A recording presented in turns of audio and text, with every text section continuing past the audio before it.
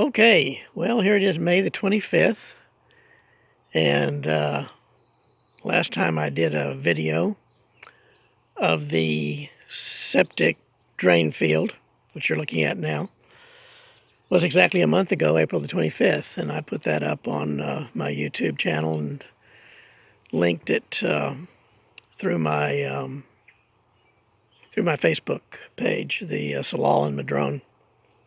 So I just thought this might be a good time. It's quit raining. We're actually getting some blue sky up there now after 2 days of rain. So I thought this might be a good time light-wise this time of the day. It's like late afternoon to take you all through it and show you what's going on.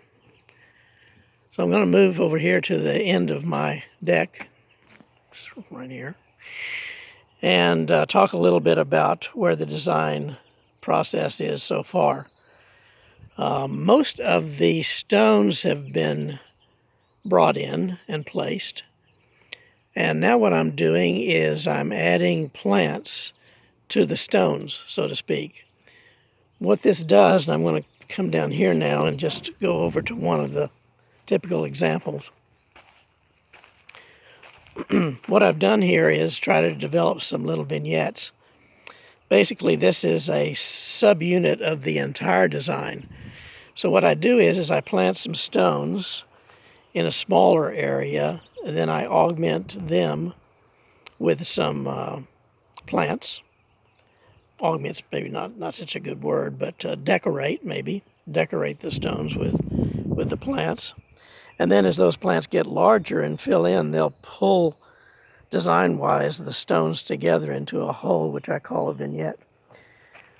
Same thing over here with, we're getting some sun now, with this plant in the center and that stone over there to above it. So this is, for instance, a sedum called John Creech, and then there's two sedums of the same species, Sedum hispanicum, on either side of it, and then over there next to that large stone is some sea thrift.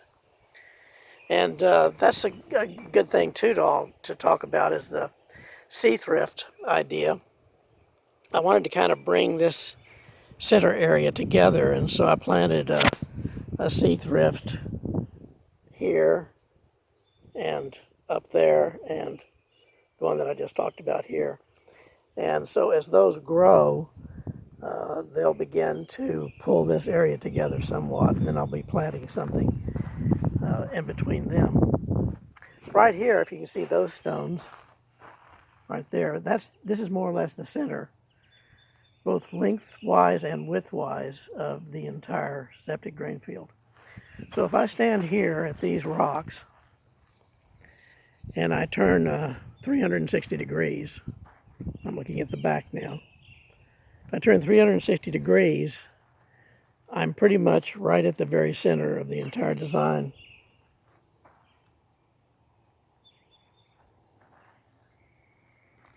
There's the deck of the house. Coming back around here.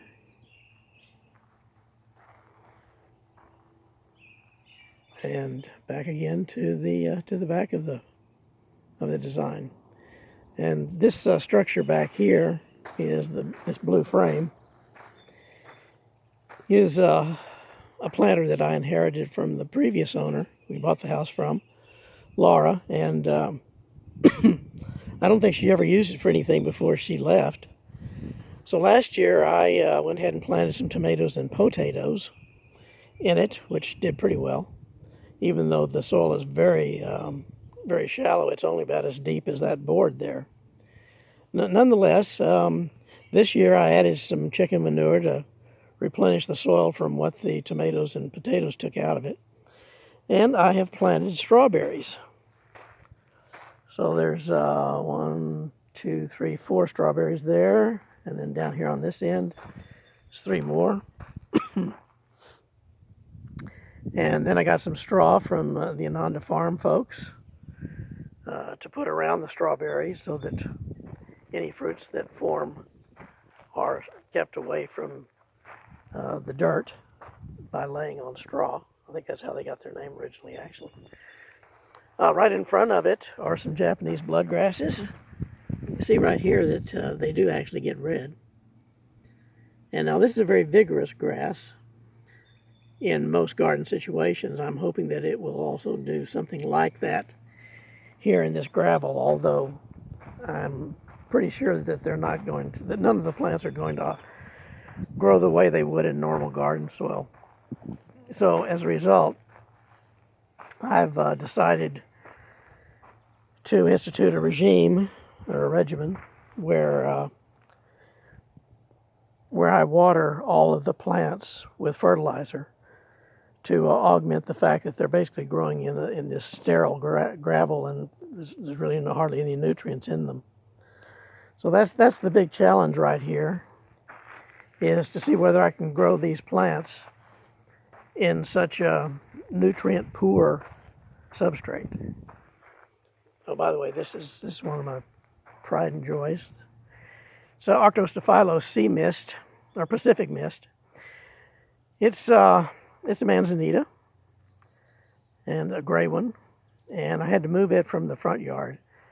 Where I had planted it is now where they're going to run a water line through the front of our front yard.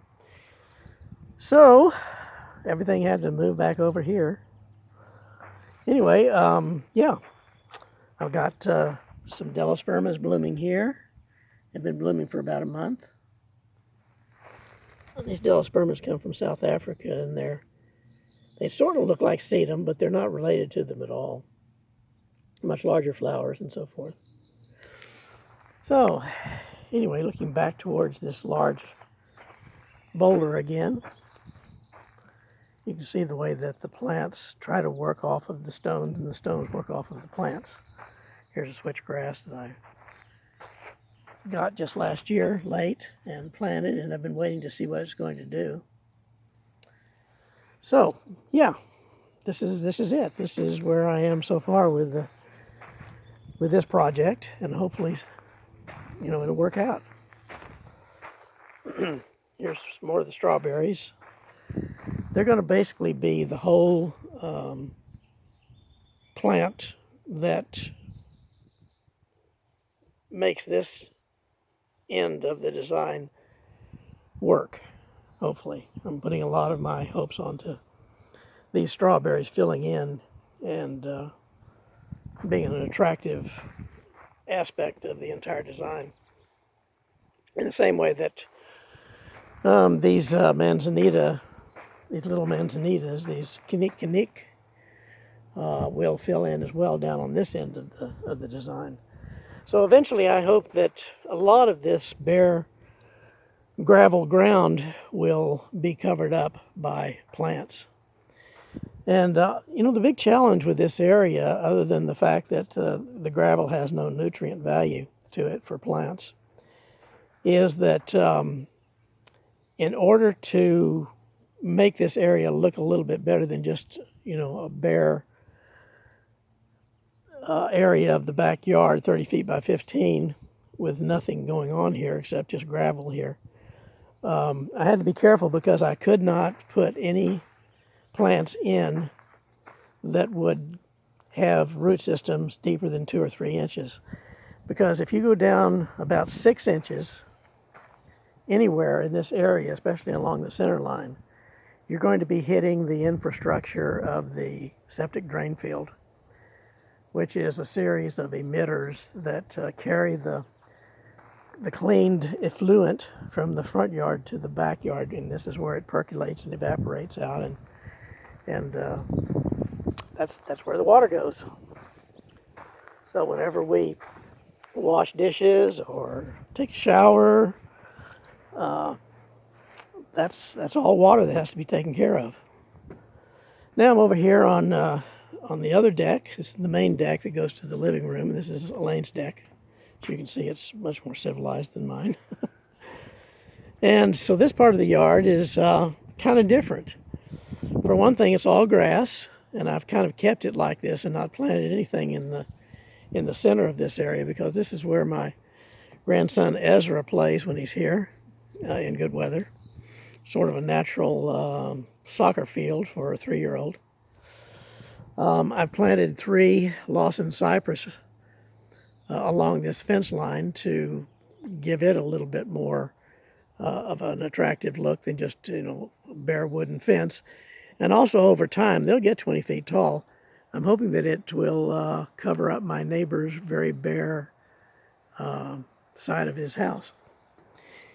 And then back over there at toward the back of this grassy area is just a small little native plant garden that I've planted. This is a scholar willow tree there that came with the property. And I planted a wax myrtle tree here, which is an evergreen, and hopefully it will fill in, grow up, and eventually shade this little area back here with the fern and the creeping barberry plants and my madrone. So there's the madrone right there. And these are all creeping barberry plants over here. And then that, there we go. That fern is a bracken fern, which is how the Breckenridges got their name originally in Scotland. They were the people that lived on the Bracken Ridge.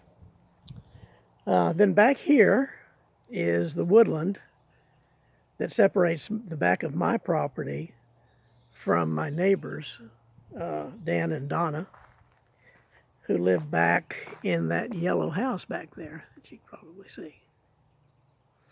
So it's really kind of nice to not have a fence along the back part of the backyard. The backyard just goes right into this woodland.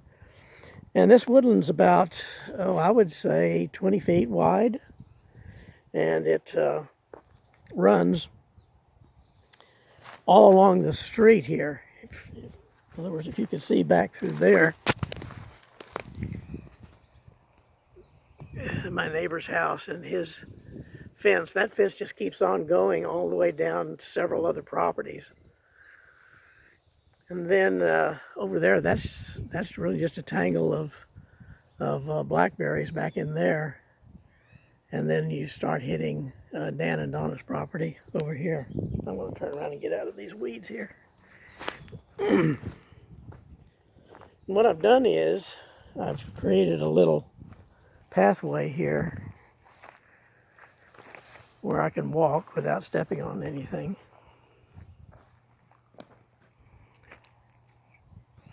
And this takes me back into the center of the woodland.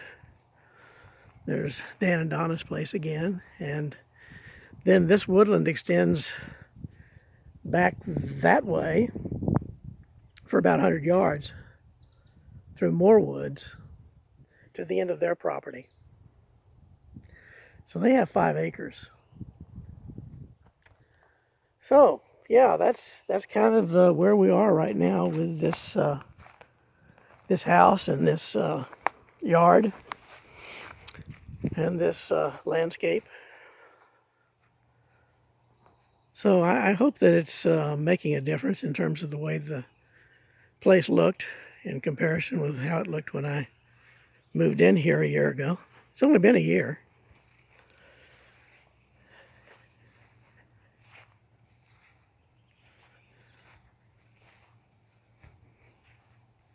At least it keeps me off the street and out of the bars.